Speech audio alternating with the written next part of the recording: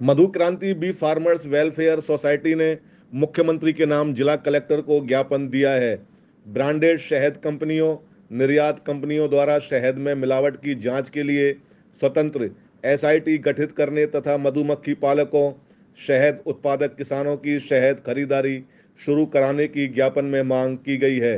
ज्ञापन में welfare society के पदाधिकारियों ने कहा कि मधुमक्खी पालन इन दिनों बुरे दौर से गुजर रहा है, क्योंकि मधुमक्खी पालकों के शुद्ध शहद का बाजार में कोई खरीदार नहीं है। भारतीय बाजार में धड़ल्ले से मिलावटी शहद की बिक्री की जा रही है और उपभोक्ताओं की सेहत के साथ खिलवाड़ किया जा रहा है। ज्ञापन में समिति के सदस्यों ने सभी समस्याओं का समाधान शीघ्र कराने की मांग की है।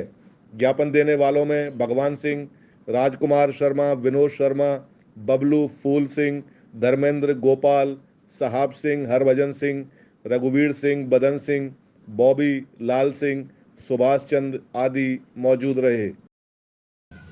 भरतपुर के बीकीपर किसान हैं। मैं लगभग 2001-2 से काम कर रहा हूँ। हमें 1 साल रेट मिल जाती है, 2 साल हमको वापस लिया जाता है नीचे। उसका मेन कारण है शहद में मिलावट। शहद का उत्पादन हो रहा है 50,000 टन और निर्यात हो रहा है 80,000 टन। इसमें 30,000 टन ये कहाँ से आ रहा है?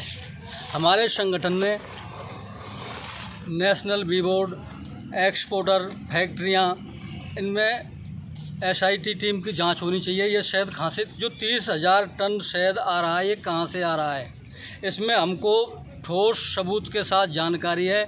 इसमें कोरन सिरप, राय सिरप मिलाई जा रही है, जो हमारे देश के साथ खिलवाड़ हो रहा है किसानों के साथ। इससे किसान के लिए सबसे पहले तो भारत सरकार में इसका बहुत बड़ा रोज़गार है। सबके लिए सरकारी नौकरी कहाँ से आती है?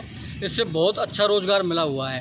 प्रधानमंत्री जी ने हमारे लिए कोई कसर नहीं छोड़ी है। किसान साथियों के लिए बहुत ऊपर से हमारे मदद मिली जा रही है, लेकिन वो मदद चंद लोगों के हाथ में ही रह जाती है। जो आम किसान हैं, छोटे वर्ग के हम जैसे, हमें कुछ नहीं मिलता है।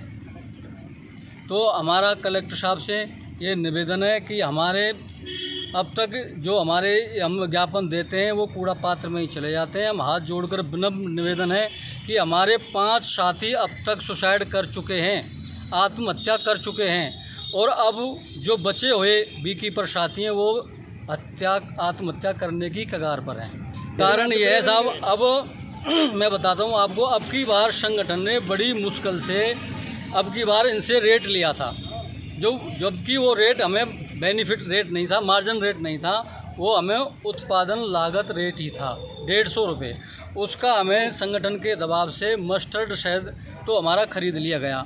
हमारा जो लिक्विड शहद है वो सारा 3 महीने पहले से बाज़ार बंद कर दिया, जबकि इस बार 40,000 टन शहद उत्पादन हुआ है। तो ये जब शहद का उत्पादन कम हुआ है, ख़रीदारी बंद कर दी है, तो ये शहद की पूर्ति कहाँ से हो रही है? ये सीधी सिरप से पूर्ति हो रही है। अच्छा, अब हमारे किसान साथी हैं, ऑफ सीजन में हमको कृत्रिम फीड देनी पड़ती है उनको बचाने के लिए, तो अब हमारे पास पैसे ही नहीं है। तो 10 से 15%, 20% मधुमक्खी तो हमारी ख़त्म हो चुकी हैं। तो हमारा यही है कि हमारा ये शहद की परचेजिंग खुले, शहद खरीदा जाए, उत्पादन रेट मिले।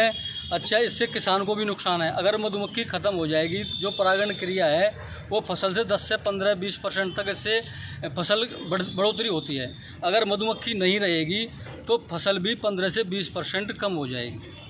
अच्छा, ये विदेशों में दिक्कत आई है साहब, ये जो मिलावट कर रहे हैं। हमारा शहद, इंडिया का शहद हाई रिस्क कैटेगरी में रखा गया है।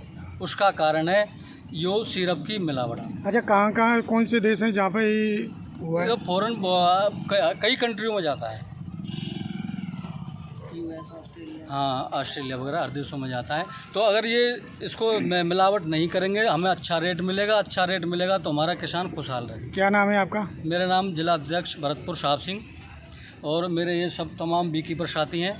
हमने जो और बीकीपर, यहाँ हज़ारों की संख्या में बीकीपर आता था, हमें जो कोई अलीगढ़ है, कोई हाथरस है, कोई मुरादाबाद है, हमें हाथ जोड़कर उनसे निवेदन किया है, भाई लोगों आप परेशान मत हो, हम आपकी इस ज्ञापन को हम 20, 30, 50 आदमी हम दे के आएंगे। अगर हमारी सुनवाई नहीं हुई तो 100% आंदोलन की तरफ हमको जाना पड़ेगा, मजबूरन जाना पड़ेगा। और आंदोलन तो आपको पता है मरता क्या नहीं करता। हम 5 आदमियों को खो चुके हैं और आने वाले समय में अगर हमारी सुनवाई नहीं हुई